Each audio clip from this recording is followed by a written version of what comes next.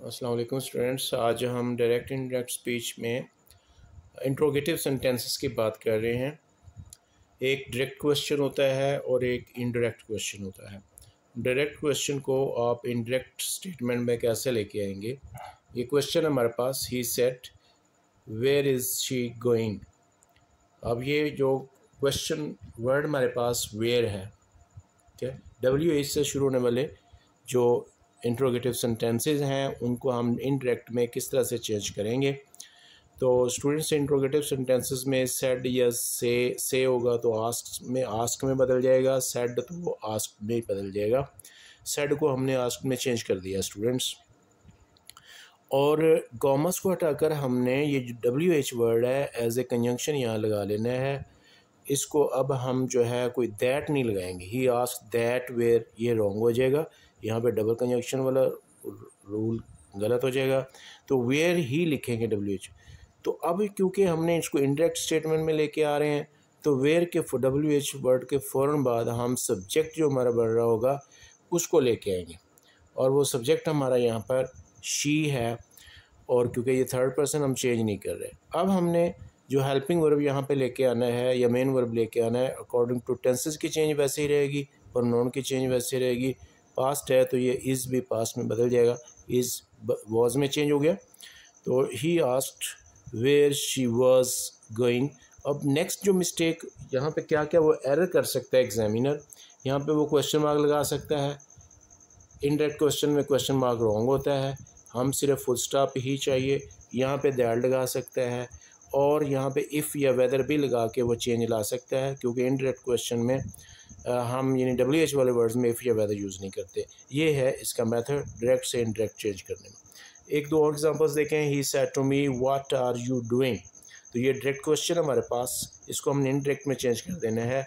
Said to को asked में change कर दिया, ही आस्क्ड मी, और WH वर्ड्स को वैसे ही ले लिया हमने, कॉमर्स को ख़त्म कर दिया, ठीक है, क्योंकि डबल इनडायरेक्ट स्टेटमेंट आ रही है। व्हाट आर यू डूइंग, अब ये सेकंड पर्सन है, इसको हम वो ऑब्जेक्ट के मुताबिक चेंज करते हैं। मी यहाँ पे हमारे पास मौजूद है तो मी के मुताबिक ये आई बन जाएगा सब्जेक्टिव केस। तो he asked me what I was doing, ये प्रेजेंट कंटिन्यूअस टेंस था, इसको हमने पास्ट कंटिन्यूअस में चेंज कर दिया। Where do you live, ask the stranger. अब आस्क पहले ही लगा हुआ है तो आप दोबारा किस तरह से करेंगे, वेयर डू यू लिव। तो द स्ट्रेंजर इंक्वायर्ड, आस्क्ड या इंक्वायर्ड दोनों वर्ड्स लग सकते हैं। हम सेड को आस्क्ड में भी चेंज कर सकते हैं, इंक्वायर्ड में भी चेंज कर सकते हैं। आस्क्ड अगर इधर है तो इधर इंक्वायर्ड लिख दें, या आस्क्ड भी लिख दें तो रॉन्ग नहीं होगा। The stranger enquired where I lived, WH word लिया, और सब्जेक्ट जो हमारा बना है वो किसको कहा उसने, डायरेक्ट है कि वेयर डू यू लिव, तो ये फर्स्ट पर्सन ही हम यहाँ पे लेके आएंगे। तो वेयर आई लिव्ड, लिव्ड क्यों लिखा, क्योंकि ये प्रेजेंट टेंस था। अब ये क्योंकि do you live question mark भी लगा हुआ है और हेल्पिंग वर्ब सब्जेक्ट से पहले लगा हुआ है, लेकिन हमने क्योंकि इनडायरेक्ट में आना है तो ये इनडायरेक्ट में पास्ट सिंपल जो है वो सेकंड फॉर्म आएगी। यहाँ पे ये नहीं हो सकता।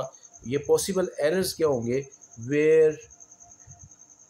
Where did I live, where did I live, change तो ये हो गया पर पास्ट में, लेकिन यहाँ पे रॉन्ग हो रहा है। ये रॉन्ग होने की क्या वजह है कि ये क्वेश्चन ही दोबारा मैंने लिख दिया जो कि ये रॉन्ग है, ठीक है, तो इसको हम इनडायरेक्ट स्टेटमेंट। इसी तरह से नेक्स्ट जो दूसरा जो फॉर्मेट है, जो इंट्रोगेटिव सेंटेंसेस होते हैं वो हेल्पिंग वर्ब से शुरू होते हैं, जैसे do, does, did, is, are, am, was, were, will, shall, may, might, can, could, would, has, have, had.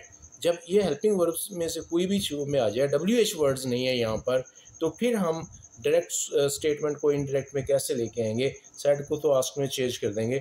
अब कॉमर्स को हटाकर हम इस सूरत में is, are, am, was, were, do, does, did, is, are, am, was, were, will, shall, may, might, can, could, would, should, has, have, had, इनसे बनने वाले जो इंट्रोगेटिव सेंटेंसेस हैं उनका जो है कॉमर्स को हटा के हम या तो इफ़ यूज़ करेंगे या वेदर यूज़ करेंगे। ही आस्क्ड इफ़ या वेदर आई न्यू एमन, बाकी चेंजेस एज इट इज़ रहेंगी। तो ये स्टूडेंट्स था how to change the direct interrogative sentences into indirect speech.